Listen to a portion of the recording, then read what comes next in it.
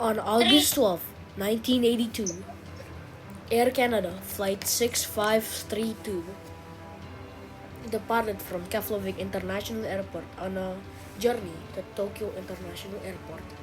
But that journey was interrupted by a sudden thunderstorm, which ended the flight almost instantly.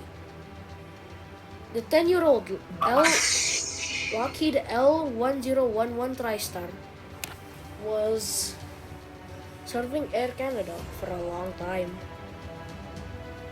It had been fixed multiple times and was deemed to be able to go through thunderstorms. But on this fateful day, on August 12th, its durability has been tested through a very bad thunderstorm. So let's get into the flight and let's get it into the investigation.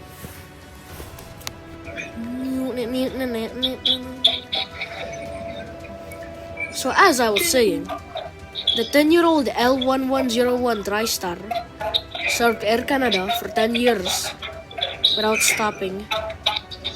It has suffered through some damage and has been repaired. The plane was said that it was able to survive thunderstorms as very bad thunderstorms.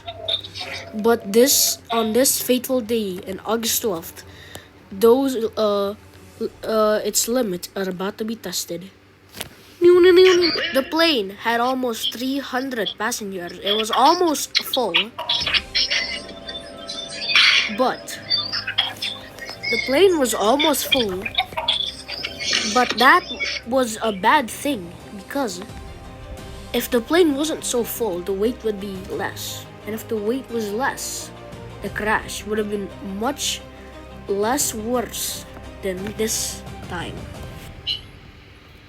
The plane had 3 cabin crew flight attendants. One of them survived the crash. Her name was Margaret Casbanda. Margaret Casbanda has survived the accident. She has survived more crashes, a lot more crashes than before. And the pilot was 32-year-old Oscar Mayen. He had been serving the plane. He had been serving Air Canada for at least 3 years and had a lot of flight hours. As the plane taxis to the runway, they did not know what was about to happen. But into 4 minutes into the flight, they ran into a thunderstorm only 4 minutes into the flight. And then they were not expecting what would happen in the thunderstorm. As the plane takes off, its engines make a weird noise, which is not gonna be very important. It makes a weird screeching noise, but that's not gonna be really important. And also, the planes are making more smoke than usual from the engines. It has turned out that when they were repairing the engine last time, they had forgotten to fix the cooling system on the engines. And now the engines are slightly overheating, but that's not going to be important. Because the engines are overheating, the plane cannot go above the clouds and has to stay below the clouds.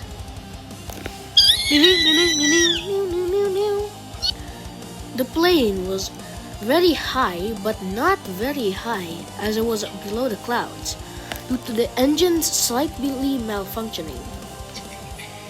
But then, disaster struck. They came through a storm, and there was hard rain and thunder everywhere.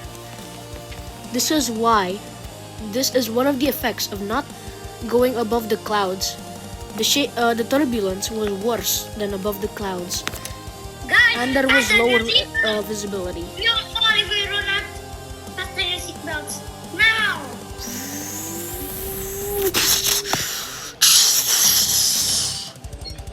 Sure. Okay.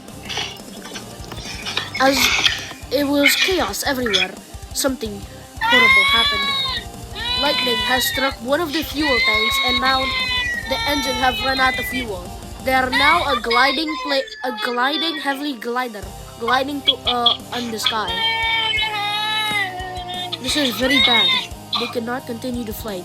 If they had turned back, it would have been too late. They would have stalled and crashed. But what will the pilots do? Cut. Everyone was screaming as the plane was rapidly descending to the northern waters of Grand Vic. As the plane was descending rapidly, everyone was screaming. Baggages were falling on the ground. Will we survive or not? Let's see.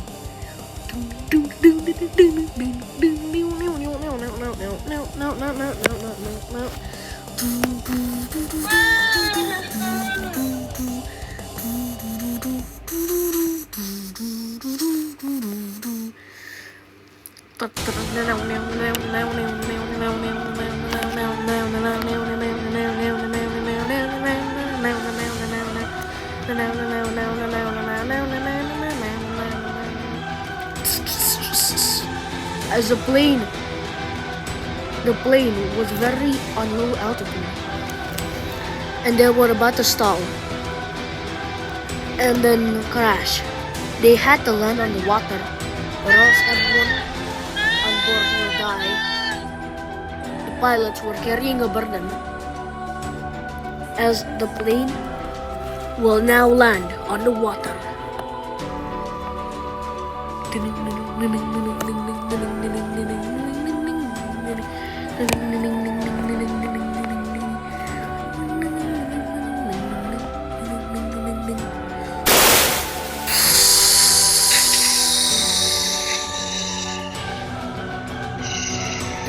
Had successfully landed in the water, but they didn't have much time to evacuate.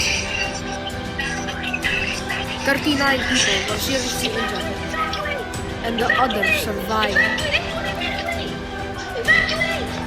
There were no rescue boats nearby, except for the aircraft carrier, the USS Gerald R4.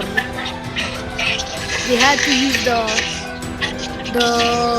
rubber boats on the plane to go there.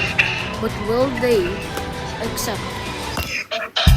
And that was the end of this Cat Group Aircraft Investigation episode. See you later in the next episode, and subscribe to him, Chewy, and me,